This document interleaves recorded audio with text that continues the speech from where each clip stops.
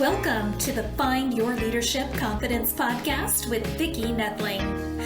You are about to discover impactful lessons that help you grow as an individual, grow your confidence, and find the positive and good within you, so you powerfully and authentically become the best version of yourself. Be sure you visit our website at www.findyourleadershipconfidence.com. While you're there, subscribe to us via your favorite network. Now tune in, get ready, and enjoy the journey of emerging as a leader of exception in the 21st century. Welcome everyone to the Find Your Leadership Confidence podcast. I am your host, Vicki Nedling, coming to you from Roswell, Georgia. The goal of the podcast is to share topics and guests that will empower you to grow as a leader, as a business person who is confident and will be able to take you, your business, your life to that next level. Today, I'm so happy to have my guest, Natasha Bazilevych. She has a hard name like mine. Natasha is a speaker and public speaking expert. She is the founder and president of ChangeView Academy, where she trains entrepreneurs and corporate executives to give powerful presentations. Natasha holds a bachelor's of management of organizations and an MBA. She has been teaching presentation skills for 14 years and has taught hundreds of students and clients from more than 20 countries. In 2020, she was named one of the top 500 entrepreneurs by Brains Magazine, along with Simon Sinek, Mel Robbins, and Jim Quick. She also is featured on ABC News, Australian live TV broadcasts, Ticker News, Mastermind World Summit, organized by Tony Robbins and Dean Graziosi, and such podcasts as The Elevated Entrepreneur, Fearless and Successful, Chasing the Insights, Virtually Limitless, and many others. Our title for today, our theme, is going to be Crafting a Clear Message, which many struggle with. And so we're all excited to hear what Natasha has to say. Please join me in welcoming Natasha Bazilevych. Is that it? Yes. You have to just have that little oomph there. Thank you, Vicki. Thank you. It's really great to be here on your show. Thank you. So we always start with the easy icebreaker kind of question. What part of the country do you call home?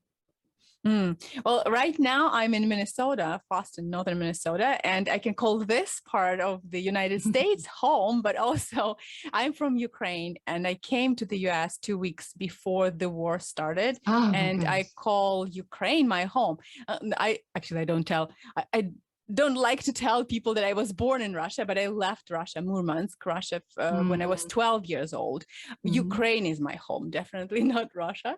But US has been, because I've been traveling here and I started my business in the US in 2016. So Minnesota here is home because this is where my friend of 22 years lives, and I've been with her since February, since the war started, and now I'm settling here or maybe somewhere else in the US for the time being, but definitely planning to travel back and then travel the world as well. Awesome. Well, so sorry about the whole situation with your country. I know that must be devastating. It is hard. Yes. Yeah. Things are happen every day. Yeah. There. So share with us a bit of your background of how you started this journey as an entrepreneur. That was very interesting, actually. I was helping a student of mine, a client of mine, to prepare for her presentation. She was going to give a PowerPoint presentation and speak with her board of directors. And I was looking at her presentation and she was talking about the Chinese market. And I looked at the information. I'm thinking, wow, that's so great. It was 2015. And I was thinking, oh, in the next 5 years, up to 2020, it will still be growing. The online business and everything that is on the mobile will be growing. What can I start selling them? And I was also teaching English at the time and teaching different skills. So I was thinking, I will start an English school. I'll teach English to the Chinese students. And that's Awesome. that was the very first idea. I failed with that because if you try to start business in China, you need to understand it's a totally different beast. They live in a different cyberspace. They don't have Facebook, Instagram, Google, Gmail. They don't have any of that. They have their own social media, and Google is banned. And Facebook and Instagram, all of that is blocked. That's why it was really hard. I tried still, and I still have partners there, and I still do work and traveled there twice to teach train hundreds of teachers in public speaking, actually, before the pandemic. And now also continue working with them virtually. But still, after I failed with the online school, I turned my interest. I really started working more with the Western countries and where I live, and teaching personal development, business skills, and presentation skills in particular. It was one of those. And then in the last 3 years, I saw that so many people choose public speaking, presentation skills, and I decided I will niche down. I will focus on that because that is my favorite. I love teaching it the most. That's why I decided, okay, I'm going to focus on this, since so many people need to learn how to speak and even understand that everyone can, because sometimes people think that they need to be born with this public speaking talent. No, you can learn it. You can become good at public speaking if you practice and if you learn. Absolutely. And there are so many people in our business that have great stories and have great products and have great services, but they do not present them well. And they're missing so many opportunities for growth just by doing some simple changes in how they present. Exactly. And so you and I are the same mindset for sure.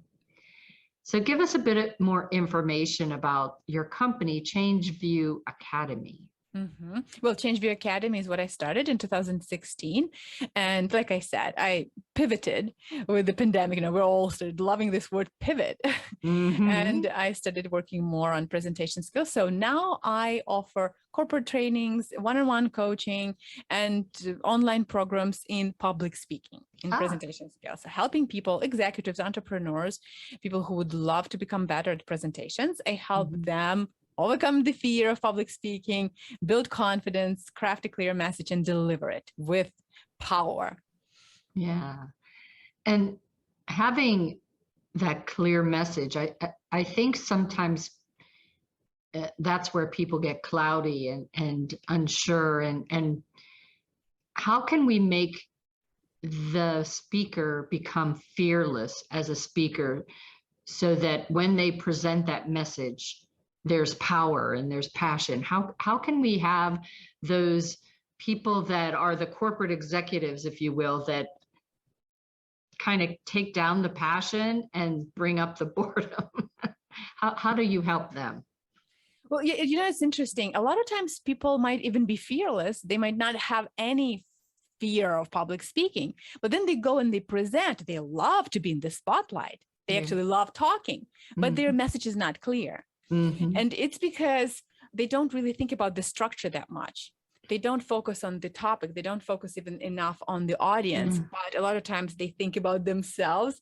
They think that they need to now talk on a certain specific topic, and they love the sound of their voice. So that is a big mistake if we focus on ourselves. That's why, first of all, you've got to focus on the audience and on the message, and know your message, know your core theme and topic very well, because then even if you deviate from the structure, it will be easy to get back to it and finish it well. So of course, structure is a very important part of a clear message. So we've got to have the opening, body, and conclusion, like we teach in Toastmasters.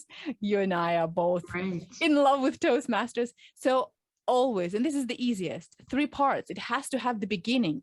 Your opening needs to be really strong, and you need to know it well. You need to know your ending very well. I teach not to learn by heart. I don't like to recite. I just can't stand when I hear, actually, when I listen to some of those international speech contests by Toastmasters, and I can tell that the speech is so memorized and rehearsed. I can't stand that.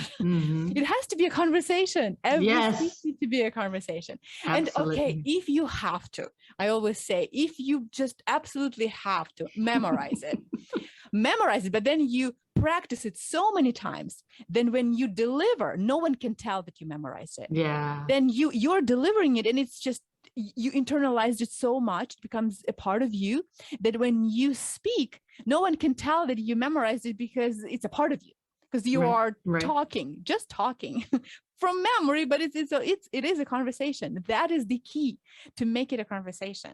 And so when we know the opening and we know the ending, those are a couple of sentences that I say, memorize them, so that you don't have to be nervous at the beginning, or you don't have to mumble at the end. Yes, it's good to memorize those parts, but in the middle, you need to have very clear structure.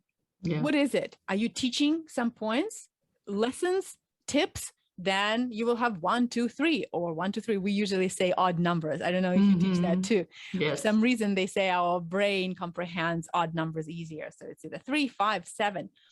Definitely not more than 7. And I don't even teach more than 4, because my brain stops at 5. Well, sometimes, if it's short or small, then we can. And if it's a long speech. So have a very clear structure. Or if it's a story, then you know that at the beginning you share a story, then you give a lesson, then you wrap it up and give a call to action at the end.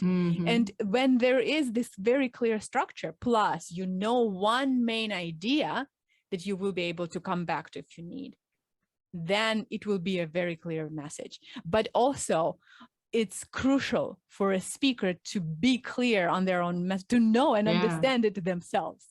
Because sometimes people cannot even say it themselves.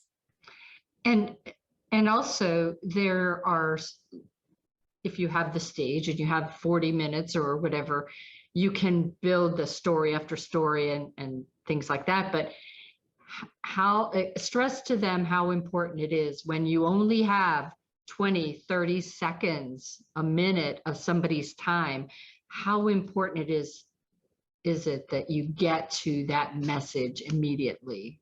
Yes, exactly. When there are a few seconds, even like, for example, 30 seconds, and you need to share who you are. We've all been, or maybe many people have been to some meetings, networking events, when you tell about yourself. 1 minute or even 35 seconds. Get to the point, and also start with something that will hook people's attention. You can do it even when you are talking about yourself. It's very important to start with them. Start with a question that will grab their attention, and then say who you are in a couple words and how you can help people. To the point. It has to be concise, and it needs to be very specific, and then finish it with the summary or a call to action. It has to be that way for Twitter, for whenever you're live on Instagram doing your reels, or you're doing your Facebook live. You have to capture their attention, and sometimes that's talking about their pain, right?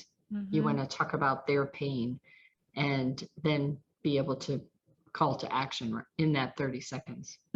Yes, like, have you ever, did you know? So just ask a question that will make people want to listen. And I just love that now we have these reels, and even Twitter. I know that Twitter has been here forever, but reels, it's such a great practice. And these lives that people have is great practice for people to become better at public speaking. Just go live. Who cares? If you don't like it, you'll delete it. But go live, speak, and see how you can condense your message into a short 5 minutes. And sometimes screwing up brings more people. So yes. Perfection is not a requirement. Exactly. Yes. When something it's just natural. It needs to be just normal and natural conversation. So what are some insecurities that keep us from getting the most impact and a clear message? insecurities. You know, a lot of times people will have this imposter syndrome or doubt or something. I don't really have much to say, or they might think, well, I don't really have anything new to share, or there's nothing substantial that I will think about. And as soon as that thought comes to someone's mind, then they will lose the thread. They will start speaking. They will forget what they wanted to talk about. They will lose their path. And then people will get confused too. So the speaker will get confused by that doubt or thought, negative thought, and that will confuse the listener. That's why it's very, very important to understand, to believe that we have what it takes, and we have enough message and information to share something valuable. And as soon as we believe that, then the audience will believe it too. And if we get lost, that happens. So we're sharing a message. And let's say you got excited. I get that way a lot. Let's say you got excited and you maybe deviated from your main structure. That's fine, but don't get frustrated by that or distracted, because a lot of times people will understand, oh, I forgot this was point 3 and I jumped to point 5. I forgot number 4. And so that thought will distract them. Then they will get lost. They will look not confident. And so people read our expressions. They really not understand necessarily, but they can read that something is going on. So they will see a micro expression. They're like, oh, she is not certain. She doesn't know what she's talking about. That's why when something like this comes to our mind, or when we forgot, when whatever happens, or we got too excited during this speech, that's okay. Sometimes I even say, oh, you know what? I think I forgot one point. I'll come back to it later. Let's keep going. So just be normal. Be a normal human being. You're not a machine. You don't have to have it all perfect and according to your structure or according to your, have an outline. I always love to have a little note with 1, 2, 3. Right. With my points. You have that too, right? I do. It helps. It's good. It's right there, because when we speak, I personally get excited. Maybe someone has some other emotions that could distract them.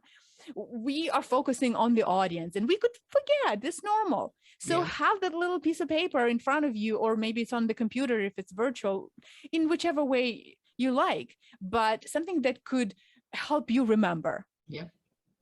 That's jog your memory for sure. I think that some of the best speakers are ones that they tell their stories over and over again. And so as the conversation that we like to call a speech or presentation is moving along and you're interacting with the audience, those stories that become poignant or relatable will come up. And that's the best speeches. Those are the ones that remember. Yes. And it's important. That's why we at Toastmasters, we practice impromptu speeches. And I always love to practice it with my students, any kind of impromptu extemporaneous speaking, because it happens when you are giving a speech or a presentation. You need to be flexible and you need to be able to change it according to what you see in the audience, because you might have to adapt, to modify your speech, because you will see something, because maybe right before the speech you talked to people, because it is really important, go and mingle, talk, and have tea together with your audience and ask them questions, ask where they came from, or some of their interests, whatever, what they had for breakfast. And then when you are giving a presentation, if you use that in your speech, that is so relatable, that connects you to the audience so well, and they will love it. Even if you're not speaking about all of them, but about one Janie who you just talked to right before the presentation, and you said, and Janie just told me that she had oatmeal for breakfast, and let me tell you, that is my friend, that is so healthy, and we all need to do that. Whatever your topic is, connected. But yes, that works so well. Absolutely does. So what would you have as 3 tips or tools that you would share or recommend to our audience that will help them get the most impact whenever they deliver their message? The most impact. And are we talking specifically about the clear message? Because there are some techniques I share for overcoming fear, But if we talk about the clear message, To right? have the So that clear message. so that it's clear. Yes. So what we talked about, have your outline. Mm-hmm. Always make an outline. Don't memorize your speech, but write the points. Yes. And again, if you have to write your speech, because for some people, they need to write everything from the beginning till the end, every word, and then they will speak. They won't necessarily memorize it. So that's okay. I sometimes do too. So if you wrote it, then look, okay, what are the parts? Okay, so this is my opening. You can name your opening. Then look at the body. It's already written. So just go there and look and name the passages or the parts of that speech. 1, 2, 3, 4. What are the parts? And we call them also sometimes Roman columns. Have you heard of this? It's from presenting to win. When there's that story about Roman speakers who would go from one column to another, and they would assign each column to a part of their speech. And that's how they would remember. So you don't have to memorize it. That was their list. Yes, that was their list. That was their outline. So have that outline, which will help you remember it. And you won't need to even memorize it. That will make the message clear, because that's how you won't get lost. And then people also won't get lost. Another really important part about clarity of the message is clarity of speech. So we talk about structure, but we haven't really talked about articulation, about our voice, because that's very important. We all have accents. I come from Eastern Europe. I have an Eastern European accent, but people in America all have so many different accents. Each state might have an accent. In Great Britain, you go to the north, people speak in one way, south is a different way. There are different accents. There's an Australian English accent, Northern New Zealand accent. People speak English with so many different ways of pronouncing, and that's beautiful. I think that is rich. Right. And it's amazing. But if people don't understand you, then you will not be able to deliver a clear message. Yeah. Because our goal is for them to know what we're speaking about, understand it, and then maybe change their attitude, learn something new, and take action. Get inspired maybe, and hopefully take action after it. So how will that happen if they didn't even understand what you said? That's why I also love the technique called tongue twisters. As an English teacher with 20 years of experience, I was using that, but also I know that a lot of speakers and news anchors, they use that. Actors use tongue twisters. It's, for example, how much wood would a woodchuck chuck if a woodchuck could chuck wood? He would chuck as much wood as he could. Blah, blah, blah. So, some of these different, Peter Piper picked a peck of pickled peppers. So things that you have to make your mouth work fast. Yes, she sells seashells at the seashore. So you pronounce them and you articulate so that people can understand what you're saying. And sometimes if, for example, let's say English is not your native language for someone, and you're not sure how to pronounce a certain word, on YouTube, you can go and you can find British pronunciation and American pronunciation, and you can listen to it, then you will know how to pronounce a word. Because I've heard so many people who speak and they just pronounced a word incorrectly. And for me, it really confused me. I didn't understand what they meant. Right. And I'm sure a lot of us have experience of listening to, calling customer service, and then a representative there speaks in such a way that we don't even understand them. That's why if you're delivering a speech, make sure that you practice articulation, that you project your voice, you carry it forward, you work on your voice, you do voice exercises, you breathe well, and practice tongue twisters. That should help.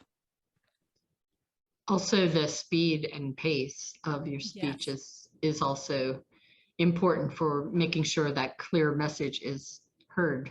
Yes, absolutely. Vocal variety. I love this too.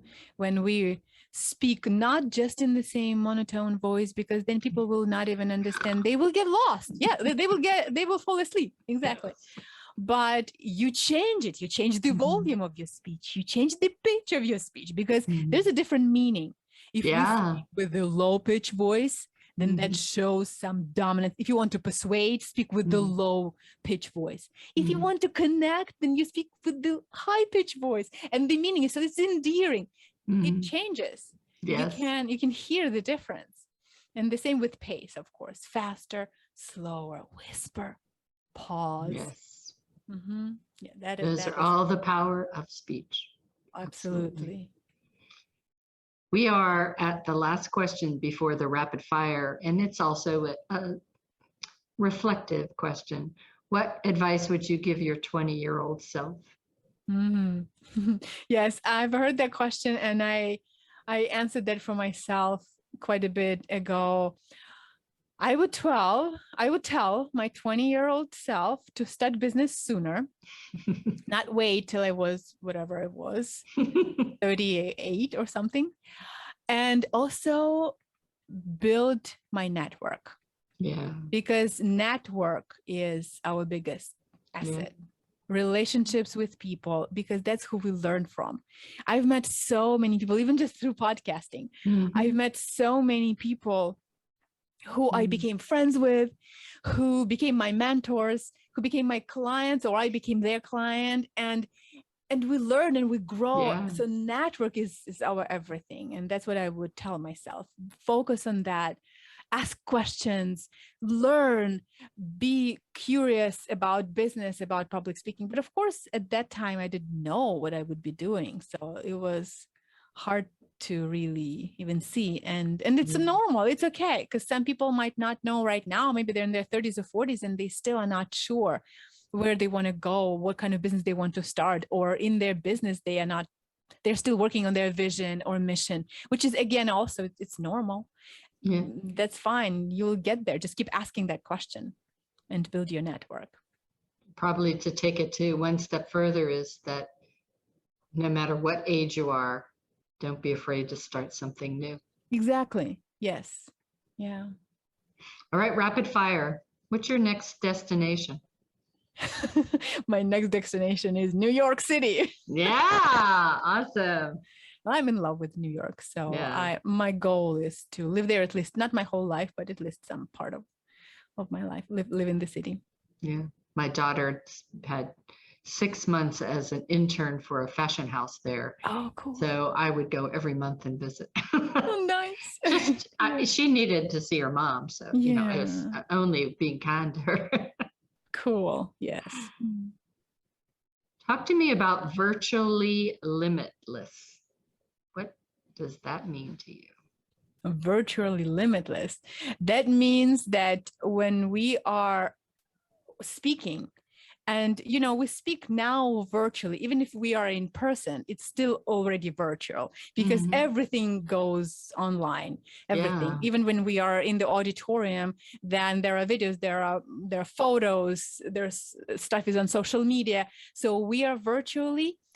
That is the first part, but also we are limitless. And it's important for us to understand that we are limitless, that we don't have those limits. And when we believe that we don't have limits, that our potential is limitless, that the way we can share our message is limitless. And right now with the world, with the way social media and internet works, we can reach so many people with our message. And when we believe that, and when we know it, then we can speak clearly. Then we can speak with power, with confidence, because we won't have those thoughts that stop us. That, oh, I don't have anything interesting to share. You are limitless. Just think about your stories, think about your life, what you've been through, what you lived through, your experiences. There's so much you can share with people, lessons you learn. Every day you can learn a lesson. Start writing those stories down. Start writing every evening what you're thankful for and what you learned that day. And you will understand that you are limitless. And blessings are limitless for us, and our abilities are limitless. When we learn something, there all these skills like public speaking and so much more, we can all learn that. It's not something innate, something that we have to be born with. You can learn to be confident, learn to sell, learn to market, to speak in public. So we are limitless. We can learn any skill we want.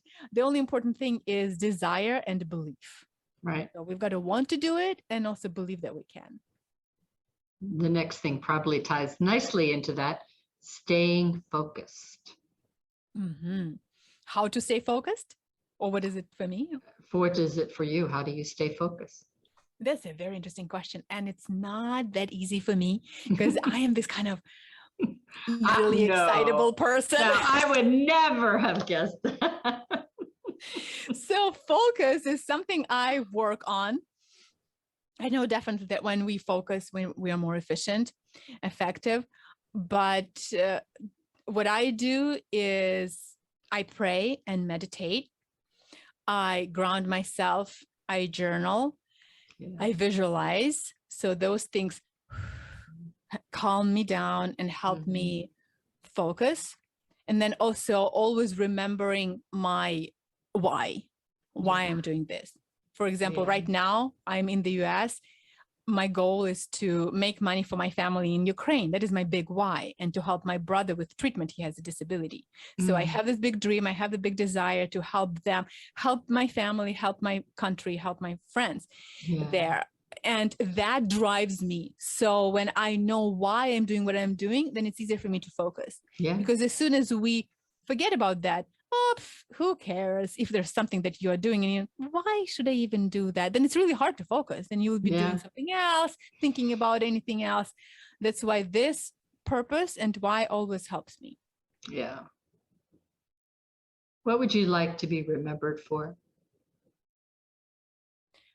I would like to be remembered. Maybe this is not very humble and very, very modest, but I would like to be remembered for disturbing the status quo in the world, for change. I don't know in which way.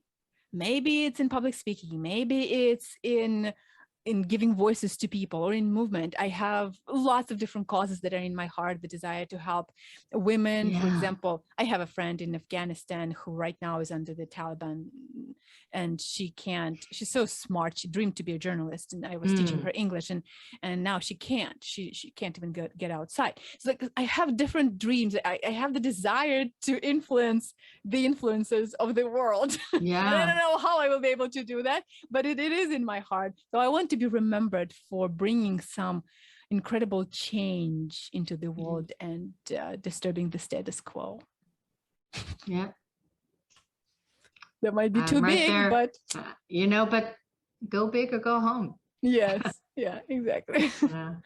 And helping others is a way that makes you forget about you, and that helps to me to stay focused.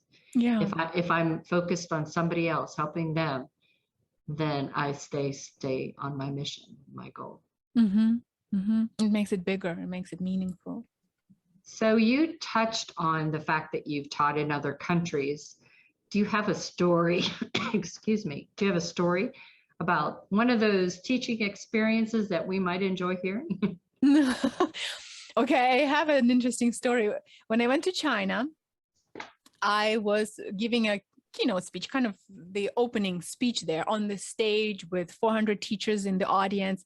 And China is a communist country and they have this tradition that I remember we had that in the Soviet Union too. When a speaker is on the stage, there's also this panel of some government officials sitting there on the stage too. And you have a lectern in front of you with this microphone. And I come there to teach public speaking. And I know that I will be, the next day, I would be teaching them to build connection with the audience. You can't put anything in front of you, anything between you and the audience. You have to be open to them. So I come to this, even before coming, I'm sitting in the audience and I'm thinking, okay, now I'm going to be going to the stage, giving this speech, and there's this lectern. I don't want to stand behind that lectern. This is crazy. So, but they expect you to, everybody does that. And that's what they want you to do. So I come to the stage, I take the microphone, and the microphone is this kind of standing thing, on the desk, this little kind of a wire microphone. So I take it in my hand, which you're not supposed to hold it in your hands. I'm taking it. I'm standing in front of that lectern or that pulpit. I'm standing there and I'm talking to them and I say, you know what? I am not going to stand there behind that lectern because I am here for you. I want to connect with you. I will be teaching you how to connect with the audience because and then I start sharing with them my 3 best favorite things that I learned about China and why I came, and I wanted to share my expertise with all of them. Yeah. So, of course, people on the stage, those government officials, their faces were not very happy, but people in the audience loved it. They laughed and they connected with me right away. Awesome. That was actually the perfect beginning, because then when I came to the classrooms and we were teaching them for 5 days, they all remembered it, and that's what they all also were doing. So you were just building a relationship. That's yes, all. Yes, by breaking the rules. Yes. Did they ask you back ever? Yes, well, then the next year was the pandemic, so I never came back, but I created several courses for them online. So yeah. Perfect. Awesome.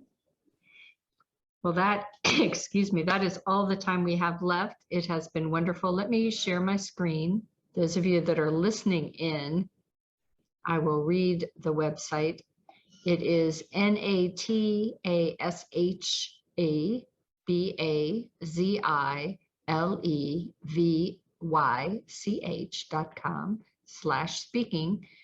Again, that's NATASHABazilevych.com/speaking. She is on Facebook. First initial, last name, so NBAZILEVICH. Is that right? So it should be a Y on Facebook?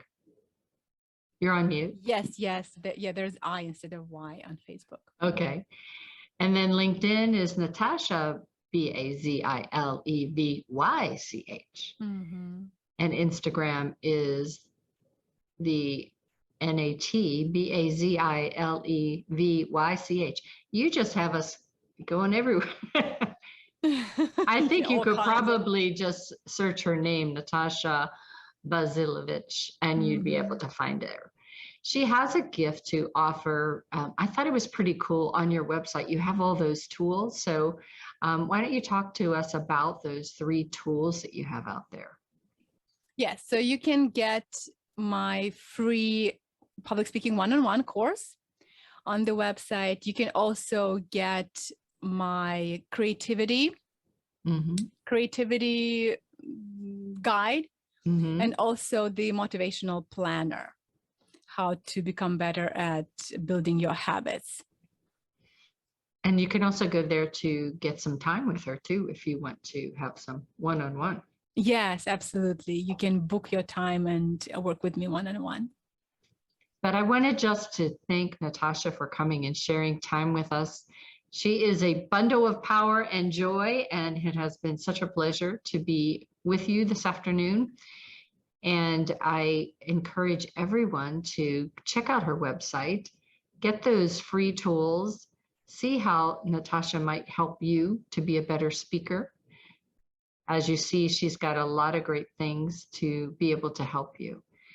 And as always, until next time, remember, life is a journey and it is up to you to enjoy the ride. This is Vicki Nettling signing off. Thank you for tuning into the Find Your Leadership Confidence podcast with Vicki Nettling, where we share impactful lessons that help you grow as an individual, grow your confidence, and find the positive and good within you so you powerfully and authentically become the best version of yourself. Remember to visit our website at www.findyourleadershipconfidence.com and enjoy even more great episodes like this one.